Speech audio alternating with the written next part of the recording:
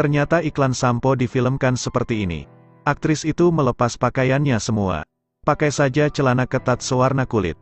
Kamera pria hanya mengambil gambar dari bahu ke atas. Jadi pemotretan kamar mandi telah selesai. Sutradara meminta aktris tersebut untuk menunjukkan ekspresi yang lebih realistis. Tapi Mei adalah seorang pemula. Tidak berpengalaman. Tidak peduli bagaimana dia bertindak. Itu semua palsu. Melihat itu, sutradara mendesak untuk berteriak. Namun hal itu membuat Cloud tidak senang.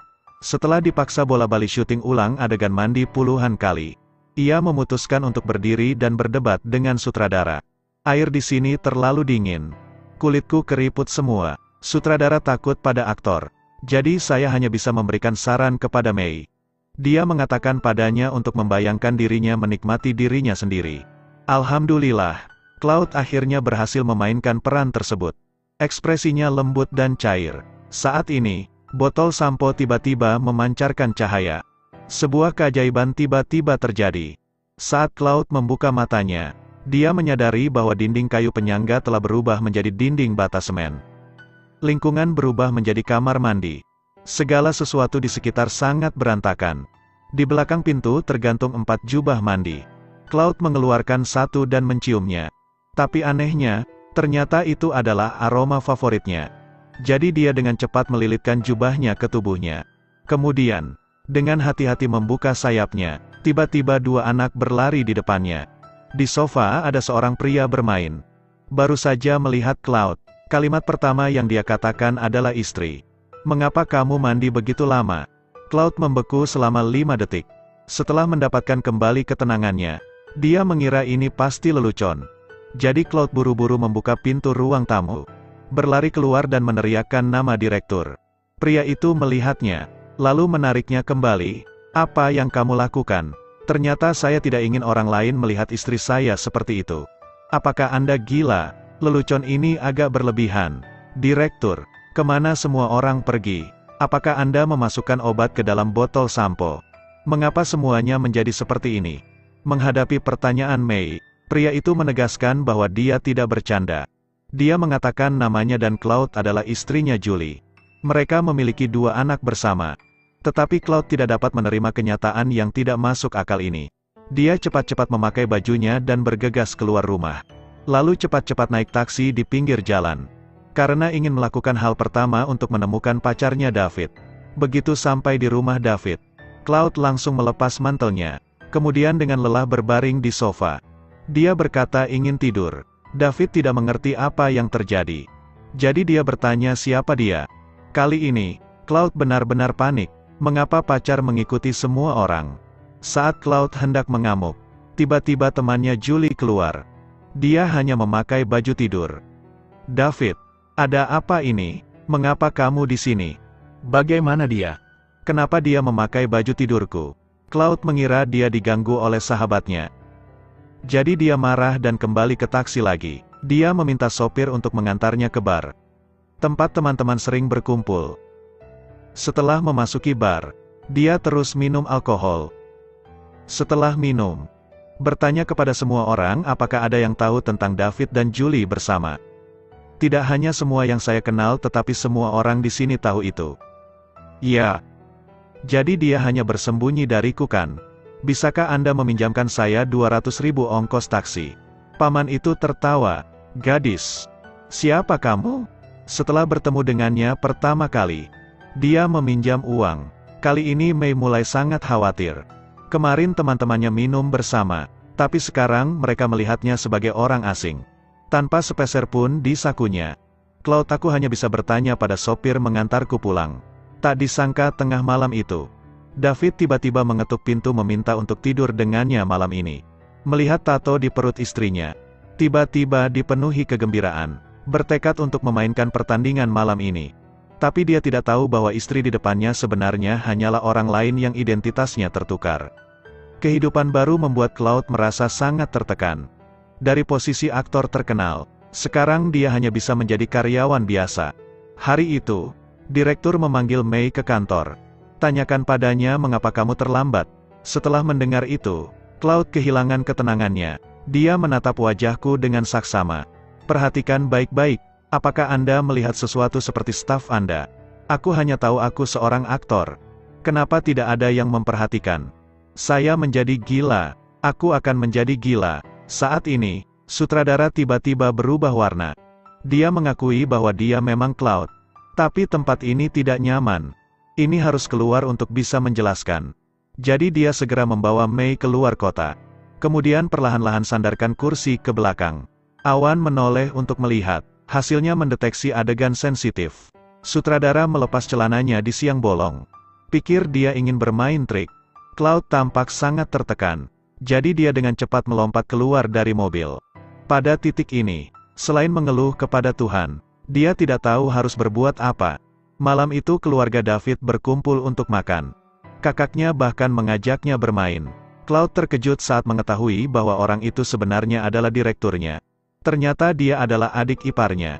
Setelah keluarga ini sangat kacau, saya benar-benar tidak mengerti apa yang sedang terjadi. Cloud berlari ke kamar mandi dan menyalakan keran. Kemudian dengan panik cuci rambut Anda seperti adegan itu.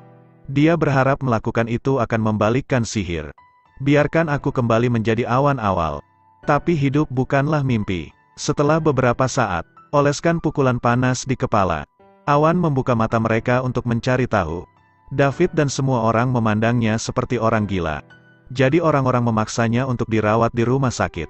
Menghadapi pertanyaan dokter, aku yakin aku seorang aktor terkenal. Jika Anda tidak percaya saya bisa tampil di sini. Saya tantang Anda semua. Saya sedikit ahli teknologi. Bukan, saya di sini untuk terus ada. Anda tidak dapat menyakiti saya. Tidak dapat disangkal bahwa Mei bertindak dengan cara yang sangat menarik. Tetapi semakin dia melakukannya, semakin banyak dokter memiliki dasar untuk menyimpulkan. Gigitan semut. Melihat istrinya mengantuk duduk di kursi roda, David mengatakan kepadanya sambil menangis. Istri, yakinlah penyakitmu akan sembuh. Berapapun biayanya, aku akan mengobatinya, untukmu. Berdiri di kamar rumah sakit, Cloud seperti burung yang mendambakan sesuatu. Tetapi hari itu dalam pertukaran pasien, Cloud secara tidak sengaja bertemu Bibi Lee dengan rambut acak-acakan. Mengetahui bahwa Cloud terjebak, Bibi Lee mencondongkan tubuh ke telinganya dan berkata, jika kamu ingin keluar, Anda harus memainkan peran dengan sangat baik. Dia mengatakan ini benar-benar membangunkan Cloud. Dia mengenakan pakaian orang yang bermain peran. Membiarkan rambutnya tergerai. Merias wajah. Akhirnya memakai cincin. Melihat Cloud secara bertahap beradaptasi dengan identitas barunya. Para dokter merasa melihat kondisinya sudah sembuh total. Mei keluar dari rumah sakit dan pulang. Tanpa diduga, begitu dia membuka selimut, dia melihat David berbaring menunggu. Melihat istrinya kembali, dia langsung menangkapnya seperti harimau itu lapar. Dan berkata dia sudah menyiapkan hadiah kejutan untuk istrinya. Tetapi ketika David hendak berangkat kerja, Bu, apakah itu milik Anda? Apa kabarmu? Kenapa kamu belum tidur? Jadi, tinggal dan tidurlah dengan ibumu malam ini. Dan aku akan tidur dengan monyet berambut hitam ini. Berkat anak itu, Cloud lolos dari kehidupan. Tapi dia tidak bisa terus seperti ini selamanya. Jika Anda ingin benar-benar berintegrasi dengan peran ini, Cloud pasti harus menemukan orang itu. Gadis ini mengenakan gaun merah. Kemudian dengan hati-hati perbaiki putaran pertama. Akhirnya, berjalan ke teater sendirian. Siapa sangka pria ini, begitu melihat seorang gadis cantik, datang untuk menggoda. Ternyata wanita yang terus mengatakan bahwa dia adalah seorang aktris terkenal dan juga pacarnya. Untuk membuat Andrea mempercayainya, Cloud menceritakan banyak rahasia di antara mereka. Misalnya, Andrew suka mencium kakinya sendiri. Saat Anda mandi, Anda harus menyalakan musik. Tapi saya pikir saya seorang bintang terkenal tidak peduli apa. Bukan hal yang aneh jika hal-hal ini keluar. Setelah mendengarkan ini, Awan hanya bisa menundukkan kepala. Tidak sampai dua orang melakukan kontak fisik satu sama lain. Dia hanya setuju untuk memberi Cloud kesempatan mencoba tangannya di lensa. Ternyata itulah tujuan sebenarnya Cloud. Hanya perlu diakui bakatnya. Glory akan kembali padanya lagi. Meskipun aku tidak bisa kembali ke duniaku sendiri, tapi dia masih bisa menemukan kemuliaan dalam identitas ini. Lampu panggung menyala. Cloud dengan percaya diri melangkah ke atas panggung. Dia bertekad untuk menempatkan semua intisari ke dalam pertunjukan ini. Datang ke sini untuk mencintai. Jangan membuatku kehilangan muka lagi. Penampilannya benar-benar meyakinkan semua orang. Direktur mengatakan bahwa dia bisa terus datang ke sini besok. Tetapi tidak menyangka bahwa pada malam hari ketika kembali ke rumah, Cloud diserang oleh bayangan hitam. Dia bertanya di mana dia menyembunyikan uang itu. Cloud merasa sangat ketakutan. Tetapi ketika dia menjadi tenang, dia menyadari bahwa pihak lain adalah direkturnya.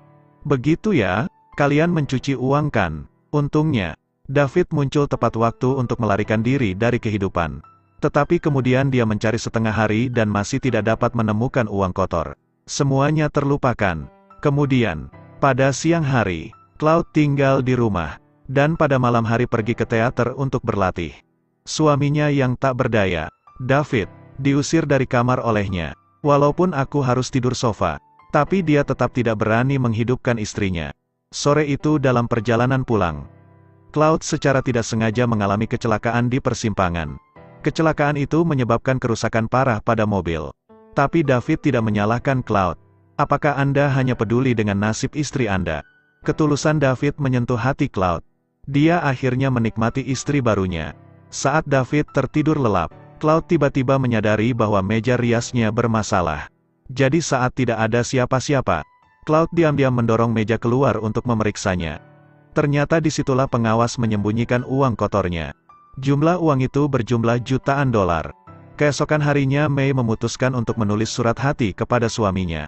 Akan menyelesaikan pertunjukan malam ini. Saya akan pergi ke tempat yang jauh dari hasil. Dan ketika saya keluar dari pintu, saya akan ditangkap oleh polisi dan dibawa ke kantor. May berpikir bahwa apa yang dia lakukan terungkap.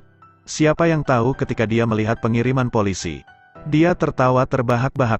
Ternyata alasan Cloud ditangkap karena kecelakaan tadi malam. Polisi ingin dia membayar kerusakan itu. Setelah dibebaskan, Cloud bergegas ke teater. Tapi lihat penampilannya yang berkeringat. Sutradara langsung menolak untuk membiarkan Cloud naik ke atas panggung. Dia menipu kita. Dia hanya seorang ibu rumah tangga, bukan seorang aktris. Saat ini, Cloud sangat putus asa. Kebenaran ternyata sekejam dulu. Di sini di Turkiye, wanita selalu disalibkan sebagai ibu rumah tangga. Bakat sejati seperti dia, pada dasarnya, tidak memiliki tempat untuk kehilangan seni bela diri. Meskipun mereka tidak mengizinkan saya tampil, saya akan tetap menunjukkannya kepada dunia. Awan berdiri di tengah hujan. Di kakinya ada teater dengan lampu berkelap-kelip. Awan tampil seolah-olah di atas panggung. Sampai pertunjukan berakhir, beberapa mobil aneh tiba-tiba muncul. Sepertinya mereka adalah geng sosial yang datang untuk meminta uang kotor. Cloud tiba-tiba menyadari sesuatu. Jadi dia membuka tasnya, mengambil semua uangnya, melemparkannya ke atap, dan akhirnya berjalan melewati kerumunan. Tidak apapun yang terjadi selanjutnya, Cloud akan menerimanya dengan tenang. Tetapi saat ini sepertinya semuanya sudah berakhir. Kemudian keajaiban terjadi lagi. Lampu, alat peraga, set, semuanya kembali. Direktur memuji Awan. Berkat penampilannya yang sangat luar biasa. Tapi hari ini seluruh set film ditutup lebih awal. Tunggu sampai semua orang pergi. Awan sendirian dalam kegelapan. Lalu mulai tenggelam dalam pemikiran yang mendalam. Dia benar-benar tidak mengerti apa yang baru saja terjadi. Kenapa dia bisa kembali ke dunia nyata? Apa yang akan David lakukan saat dia tiba-tiba menghilang seperti itu? Ini adalah film yang baru saja menyapu tangga lagu Next Fit. Jika Anda punya waktu, Anda harus menonton film aslinya untuk merasakannya. Pastikan judul blog yang membakar mesin tidak akan mengecewakan Anda. Oke, mari kita berhenti di sini untuk hari ini.